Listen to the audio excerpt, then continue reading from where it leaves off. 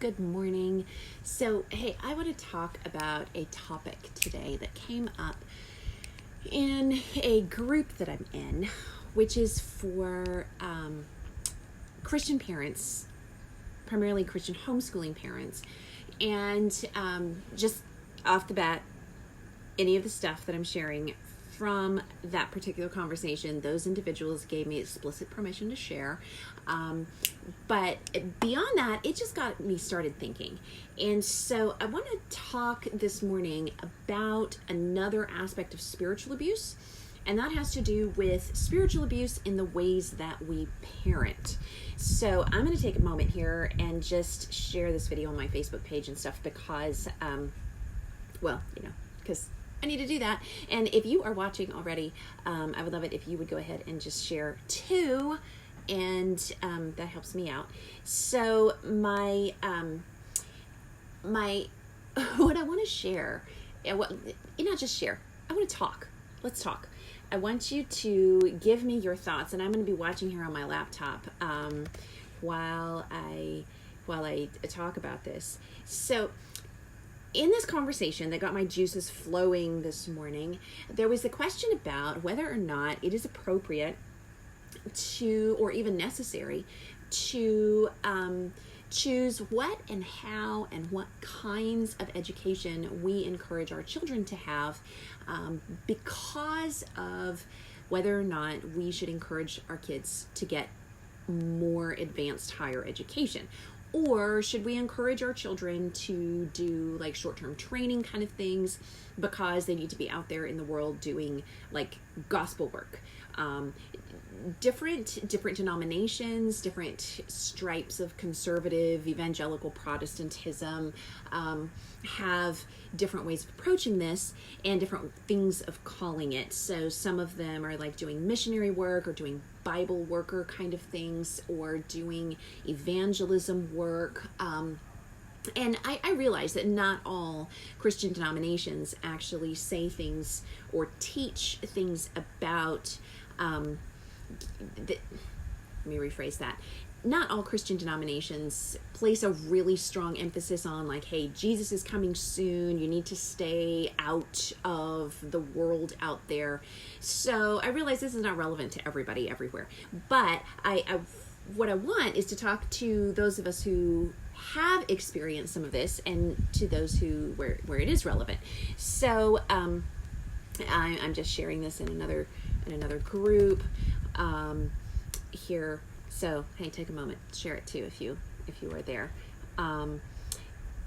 So in that that mindset. So urging kids to do short gospel-based education or often stay home. Here's another thing. There are some organizations, some denominational divisions that really encourage like all their daughters to stay home until they get married.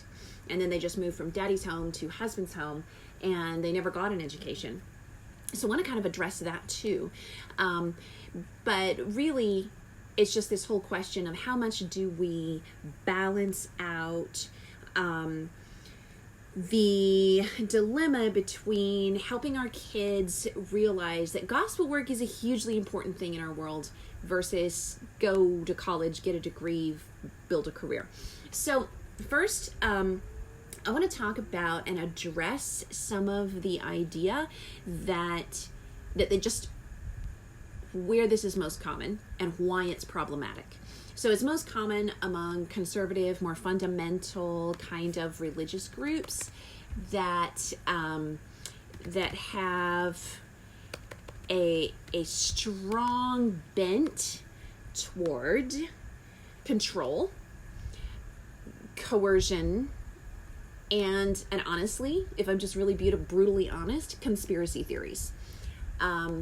Why is it problematic? Well, a big part of that is because it's a fear-based way of approaching the world. And 2 Timothy 1:7 says, "For I have not given you a spirit of fear, but of love and power and a sound mind." So I'm saying, hey, why don't we talk about this with a sound mind and without fear and with a spirit of love and God's power. So another thought is why this whole idea is problematic is just spinning off of that fear-based. When we're telling our kids that they need to avoid higher education because Jesus is coming soon, we're also basically telling them, be good because Jesus is coming back really soon, and that's your only reason to be good. And that's feeding the wrong message. Instead of developing character, because that gives you the most fulfilling life, because that is what Jesus has called us to do, because that strong character and wise choices are how we succeed in sharing the beautiful joy of the gospel that Jesus has given us with a world that lives in depression and discouragement and sometimes a sense of great emptiness and loss. When we feed our kids this fear-based message, we are doing them a disservice. We're driving our children away from loving Jesus. And along the same lines, the whole don't go to college, don't go get a job out in the world because you're going to get contaminated by the big bad world out there. That's also inconsistent with how Jesus not only lived his life, but how he taught others to live and act and serve. And beyond that, this whole idea is problematic because, not least, because it keeps our best and our brightest young people out of society's workforce, where they could be making a profound difference by living the gospel out daily to people who may never meet or interact with a representative of Jesus Christ and understand the love and the life-changing, transforming power of the gospel in any other way. Also, it's isolationist. It's exactly the opposite of Matthew 28 and the Great Commission to go out into all the world. And it perpetuates, we're going to talk about this a little bit more with a story, but it perpetuates unbiblical tendencies to act and to allow forms of abuse, control, and coercion that were never intended or modeled by Jesus. So when we're talking about all of this, one of the things that this is someone in the original conversation that got my juices kind of flowing on this. She says, look, hey, I've seen different approaches to raising kids. So this is my friend Bella. And she's like, some people live like the world's going to end like next year or this year. And they live with this huge level of fear and fervor and zeal. But here's the issue. They limit their kids' education to like missionary status only, and they only let them learn these narrowly specific types of skills, and those things don't bring career status. They don't bring financial stability. They don't bring a sense of success or achievement in the world that we do live in. And so they simply cannot fathom, these kinds of parents simply cannot fathom that their child, I'm tripping over my own words here, they can't fathom that their child could become an attorney, a doctor, an engineer, a professor, anything, because they see higher education as a waste.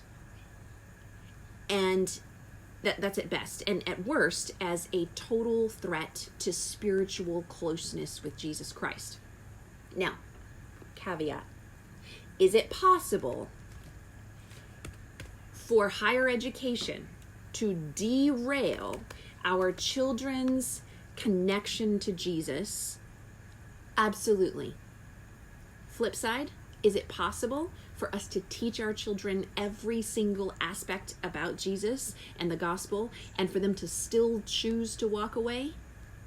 Also, yes. So, do we avoid teaching our children things that are important for their future success in the world in which we live simply because there's a risk? No. Come on. No, what we do is we teach them how to process information and think critically instead of training them up to live accepting exorbitant amounts of control. You see, if we live as parents with exorbitant amounts of control and the authoritarianism and dominance and power over our children in unhealthy ways while they are in our homes, then when they grow up and they leave, they don't know how to operate in any other kind of environment, because we haven't trained them to think for themselves, to have critical analysis, and to measure other messages against what they know to be true. And then it's on us. Yes, our children grow up to be young adults and then mature adults with their own free will, but it is our duty while they are young as parents to teach them critical thinking skills and how to process information in the world so that they are not left without a rudder, wandering through everything else where other people can take control over them as well and lead them astray, because nobody ever taught them how to think for themselves. Now, is that the easier way to do things as a parent? Yeah, no. I have 2 young people in my house that I am trying very hard to teach to think critically, and you know what that means? That means we talk. It means we talk all the time. It means there is no off time for learning and discussion and analysis, because they're full of questions. They're full of questions all the time, and it's exhausting. But you know what? That's okay, because that's my job as a mom, to teach them to observe and to think and to process and to critically analyze and to hold those things up against the things they see, up against Scripture, the gospel of Jesus Christ, good character, high principles, and measure everything they see around them against what they know to be true, and then sort through it. The younger we start teaching our kids these things, the more they own their beliefs for themselves. So my friend Bella says, look, there's all these people who are like totally isolationist with their kids, and they're like, whoa, no college for you, no higher education for you, you're gonna get contaminated. And then there's the flip side of that, and there are other types of parents who make grades in college everything. Absolutely everything is about academic superiority and success. And so in their zeal to push their kids forward, they miss the education of teaching their kids how to connect in a practical way with God. They throw out like general religious quotes like, pray to God for help, God will be with you, but their lives don't reveal genuine substance that their children can learn to depend on. So these kids, these types of children and these types of families become religious only in name, because they've learned to use religion and nice words to help prop up their social status, to move up the educational career ladder in a religious context. And then there's the middle of the roaders. There's the people, this is still my friend Bella's talking, and there's the middle of the roaders whose children graduate from all walks of high school, whether that's public school, private school, church school, homeschool, and then they go off to college and they walk away from everything that is spiritually connected to anything, and they embrace all the frivolous, evil junk that this world has to offer. That happens too. But her point was, and this is what I loved, her point was that the real goal and aim of education for us as parents is to teach our children how to have a real, authentic, living, practical, daily, transferable, transformational relationship with Jesus Christ. If we model that, and if we teach our children how to cultivate that, then they are able to pray for guidance alongside us. They're able to ask God to show them next steps in their educational choices. They're able to really hear God's voice, and if they make wrong choices, they make missteps, they can correct when they realize they haven't made a wise choice, because they know that they have value and they are not rejected and diminished in their value simply because they made a wrong choice. That path looks different for every single child. There's not like one okay path that works for everyone, because we know as adults When we think this way, we know that God has a different purpose and a different journey for every single kid. The crucial thing is not following a specific path. It is knowing how to hear God's voice and respond to his will. And the rest will fall into place. The other crucial thing that I want to add to my friend Bella's words is that it isn't just about that connection with God.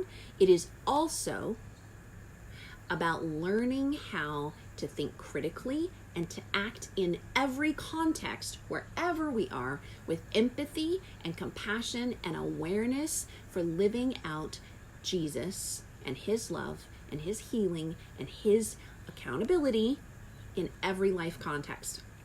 So I remember when my firstborn when I was pregnant, and when he was like a baby in arms. So my firstborn, I was having a firstborn son, and part of our family at the time was from a different culture than mainstream American Caucasian culture. And in that culture, it was very, very common for parents to dictate what their children were going to have as careers. And I remember people asking me, before my child was even born, what is he going to be when he grows up? What have you chosen for him? And honestly, I looked at them like they had lost their ever-loving minds, because my response was, I don't know. And I don't care what he becomes when he grows up. And then they looked at me like I had three heads. Like, is he going to be a doctor? Is he going to be a preacher? Is he going to be an attorney? This particular cultural, immigrant culture had a very strong emphasis on prestigious public success for their children. And I said, I don't care. I don't care if he's a plumber. It doesn't matter to me. You know what does matter to me? That he lives with a missionary heart. That he lives with the heart of Jesus, of kindness and support and love and care to other people, no matter what brings him happiness as a career, no matter what he is good at. I don't care, and I don't think it's ever a parent's right or position in any way to dictate what our children choose to do as far as a career or a role path in their lives, sons or daughters, because that is between them and God. We are not the ones who bestowed them with their gifts, their skills, their talents, their interests. God did. And if we get in the way of what God has designed for them to do because we want something that makes us look good as parents, we are completely out of line. I have seen so many young adults grow up and go to college and waste. Now, I'm a huge proponent of higher education, but I've seen so many kids go to college and waste tens of thousands of dollars in tuition and college living expenses on a degree that they have no interest in, no desire to do, and honestly, no aptitude for. Do you know why? Because mommy or daddy or the grandparents or the aunts and the uncles conspired to tell them this is what they need to do in order to be okay and accepted part of the family and reflect well on the family. That is so wrong. That is a form of abusive control, coercive control in its own right. It's not the main topic of this video, but it is also a form of coercive control. Your job as a parent is to empower your child to follow the path that God has outlined for them according to the gifts and skills and talents and abilities and interests that God gifted to your child as a unique individual, to maximize those things with a compassionate, empathic heart and a life that is sold out to serving Jesus Christ in any career. So, in all of this, I'm transitioning a little bit here. In all of this, one of the things that I hear, it's not the only reason for people really controlling their kids' educational futures, but one of the reasons that I hear is like, well, Jesus is coming back soon, so you don't need to go to college. And yet I heard that a lot 20, 25 years ago when I was a teenager and growing up into my college years. And here's what that does. So let's talk about that for a second. A lot of us in my age range, like 40 somethings, we all, if you grew up with parents who were in the church or in a conservative religious kind of background, you may have heard some of this. So drop me a comment and tell me what you think if you heard any of this. So a lot of the older generation and their contemporaries, 60s, 70s, and 80s, they were 100% certain, those who used that Jesus is coming back as a mentality for this, they were 100% certain that they would never get old enough to have kids. And then they got old enough to get married and they had kids. And then they were 100% certain that their kids would never reach school age. And then their kids were old enough for school. And then they were 100% certain kids would never reach teenage years because Jesus is going to come back before then. And so they never planned for retirement. They never planned for old age. They never actually bought property or did wise financial management. They never provided for their children's educational costs in the future. And you know what? A whole lot of that, I'm not being super judgmental. I'm just stating facts. A whole lot of that was people who were very, very passionately dedicated and sold out to doing whatever it was that they felt God was calling them to do. And I have high respect for that level of commitment and dedication. So I'm not saying this to insult anyone who spent those decades living that way. But here's the thing. Those people all now have grandchildren. Some of them have great-grandchildren, and we're all still here. Does that mean I don't believe Jesus is coming again soon? No, I absolutely do. Does that mean I don't believe that we should use Jesus coming again soon as a reason not to live practically in a daily way that is common sense in the world? Yes. I think that is something we should do. So here, though, and this is where some of you are going to think I have lost my marbles. I haven't, I promise. I don't believe it matters when Jesus comes again. Yeah, I know. That sounds like an inflammatory statement. Yes, I believe Jesus is coming again soon. No, I have not apostatized and forgotten all of the Bible studies about the second coming. But don't get me wrong. I believe Jesus is coming again soon. Here's what I mean, though. I believe that using Jesus coming again as a motivator for decision making, financial planning, educational planning, career planning, marital planning, family planning, that's ridiculous. Now, yes, we've had generations who have chosen to do that.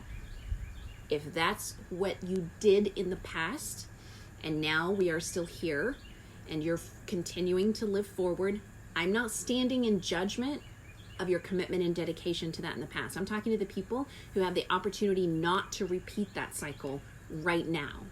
We can't change the past.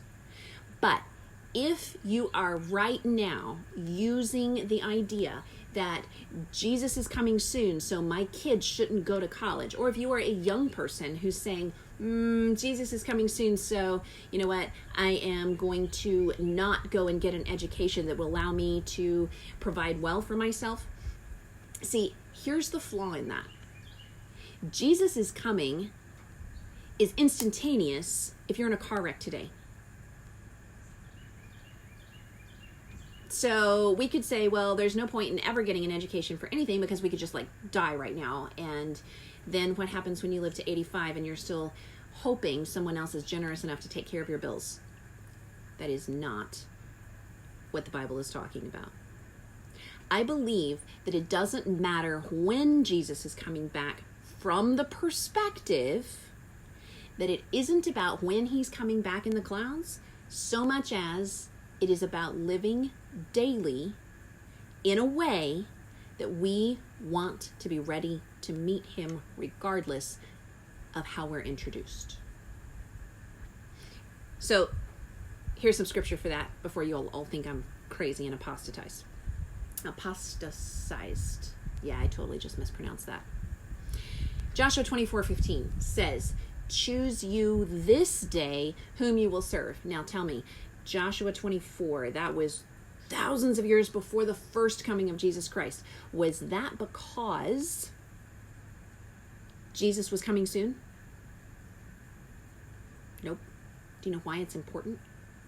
Do you know why it's important to choose Jesus right now? Because the choices that we make today shape our character for the future, for tomorrow, for 5 years from now, for 10 years from now. My choices today create the grooves in my brain, the neural pathways that define my identity, that build my habits, or strengthen the chains that bind me. My choices today dictate whether or not a year from now or 5 years from now, I'll even be able to recognize a moral dilemma if I see one. My choices today dictate whether or not I will continue to live in harmony with my conscience as life goes forward. That is why we have an incredible obligation to choose you today. Choose you this day whom you will serve.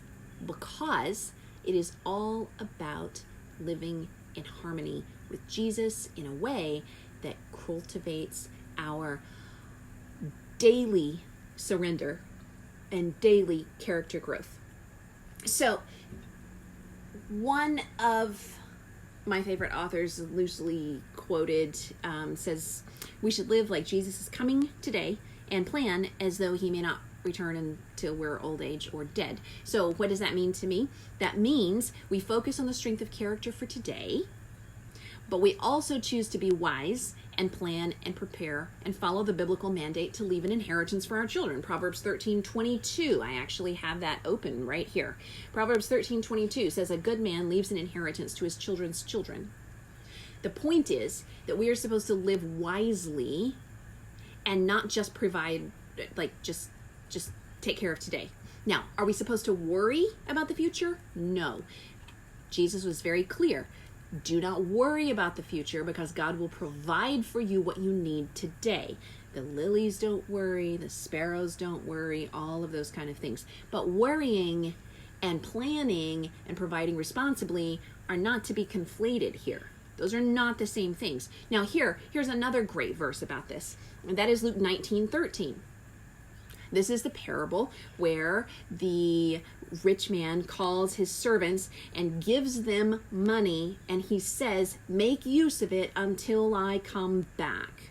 Another translation says, occupy until I come. Another one says, do business with this until I return. Another one says, engage in business until I come back. The point was that we are not to avoid healthy, normal interaction. We are to embrace it. And while we embrace it, instead of living in an isolationist tendency, we are to teach our children by example how to live in the world, not consumed by the world, but to live in the world successfully, successfully representing the power of Jesus Christ, no matter what kind of job we have. So I think my friend Stephanie was telling me, isn't it possible that going about our daily activities of non-spiritual things also teaches discipline and faith lessons? Teaching our children in the mundane things of life to lift our thoughts to heaven and God and tie everything into how this skill or learning can be used to honor him. So, there have been generations, like I said, who didn't plan. Stephanie says, I know in the 70s, my parents had a young man live with them. Here's an interesting case study. For a while, who literally spent all his time reading his Bible and praying, and he was zero earthly good. I used to have a friend who said, they're so heavenly minded, they're no earthly good. So this young guy was sure that the world was ending and he needed to be ready, but he couldn't help with shopping or meals or contribute to finances or do any repair work on the vehicles because he was absolutely useless. and he depended on everyone else to do things for him. 40 years later, he's still having to live in this world, and it's important to train our kids in the mundane know-how of life while we teach and live in such a way that it integrates and prepares them for anything God calls them to do. My thoughts with that is just thinking back to 20 years ago. I have had, and man, that sun is getting so bright. I'm going to see what I can do here to kind of fix that. So I have had, I've observed a lot of young people, and I honestly was kind of the same mindset, but I had different parents who told me, no, you're going to college and you're going to get a better education than even they had been able to have. But 20 years ago, a whole lot of young people in my generation were drawn into the mindset that they didn't need any higher education because Jesus was coming again soon. And so all they needed to do was go out and give Bible studies and talk to people about Jesus. And that was it. That was all they should be doing with their time. And honestly, I think it's kind of horrific, but a lot of older leaders who all had, get this, salaries, degrees, 401ks, mortgages on their homes, they all intensely told these young people in my generation 20 years ago that they didn't need any higher education because guess what? Jesus was coming so soon. All you need is some religious training so you can do the most important work.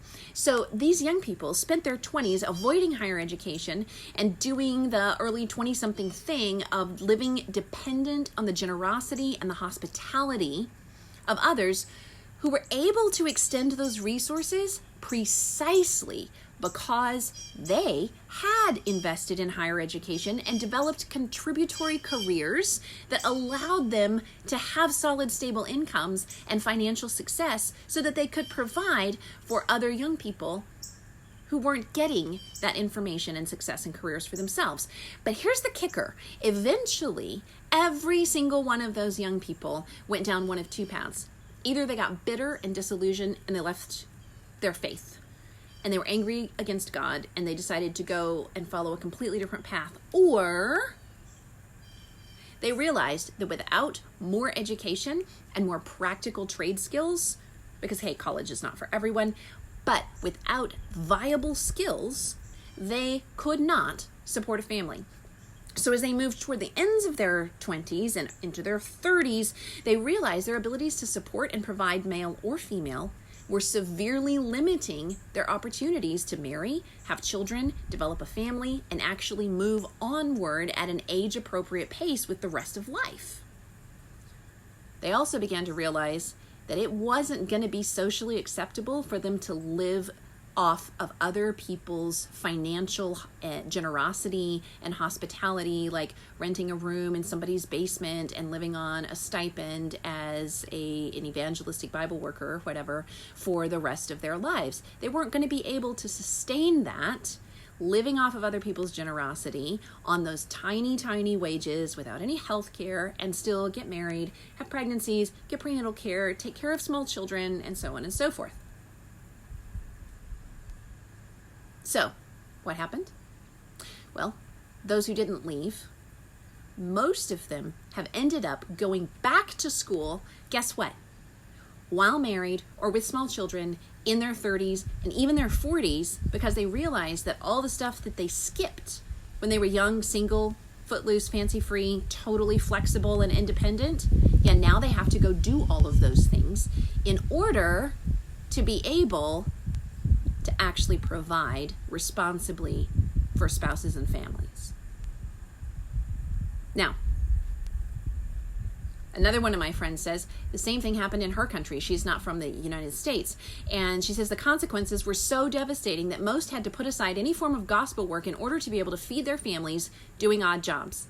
Even worse, same kind of experience. Most lost faith, became bitter, and left the church and their religion feeling completely defeated. My friend Stephanie told me, I have felt so sorry for so many of my contemporaries who sunk themselves into the end is here kind of scenario, especially after big, huge events like 9/11.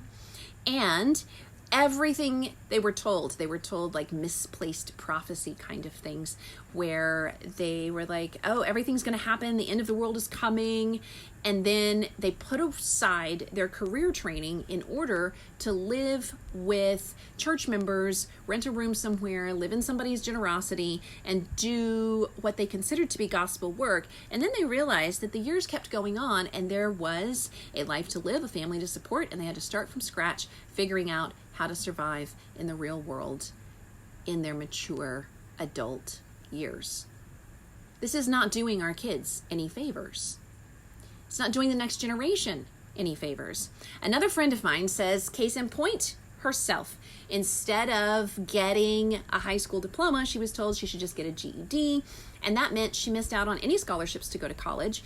Then she went to missionary school that she funded by working for $5.65 an hour, where she was taught, instead of practical skills, she was taught how to argue about doctrinal differences. She lived off minimum wage for the next few years, barely surviving on $700 a month until she got married at the ripe old age of 20.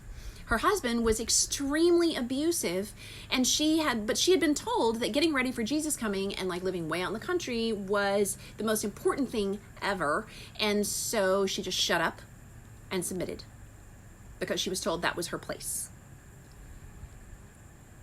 Her husband moved them out to a shed in the woods where they lived like ancient Waldensians without electricity, water, phone, or even a toilet. She and her children were treated like animals. Now get this, I realize this is a super extreme case, so this is not something I'm saying this is going to happen to everybody. I'm just saying this is where it can lead. So one of the reasons that she didn't leave, because she had no resources. No way to support herself, no way to help her children by renting a house, no way to buy food, no way to get a car, no way to hold down a job with a bunch of children, and not having the education to help her take those steps. And the other reason was because of fear. She didn't want anyone else educating her children because they didn't have the Jesus-oriented mindset that she had, and she had been trained to be fearful that her children would be corrupted if she wasn't in charge of every aspect of their instruction. Now, I'm a homeschool mom. I'm not apologetic about that. I love the idea of parents being incredibly engaged in their children's education and in how we teach and train our young people.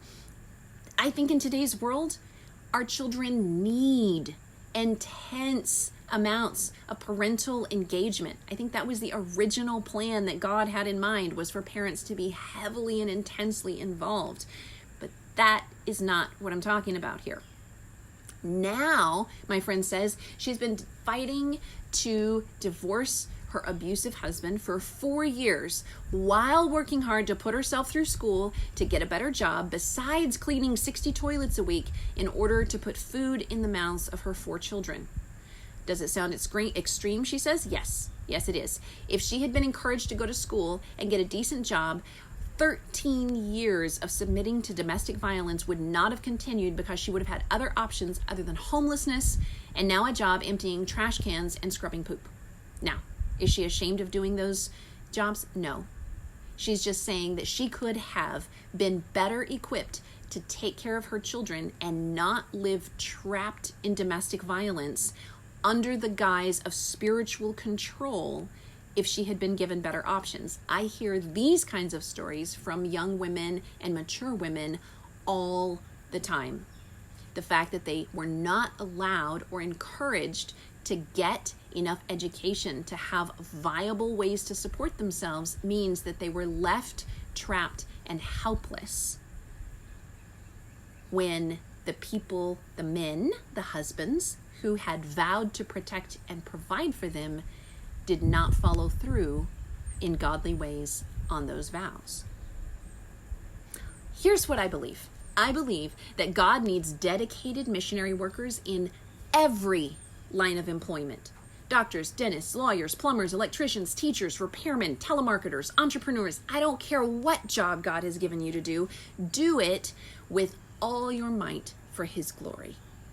Do it in a way that when other people are whining and complaining and frustrated about stuff that they don't like, that you're the one who's still cheerful and positive, and that you're the one that people come to asking, how is it that you are so different?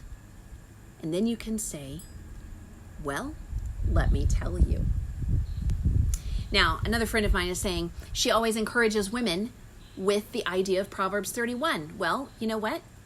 The Proverbs 31 woman was not just domestic, she was also competent in business. She was clearly highly educated. She was a competent manager of other people and teams. She had so much to offer, and she was heavily engaged in her whole community. So I believe that the solution needs to be both and.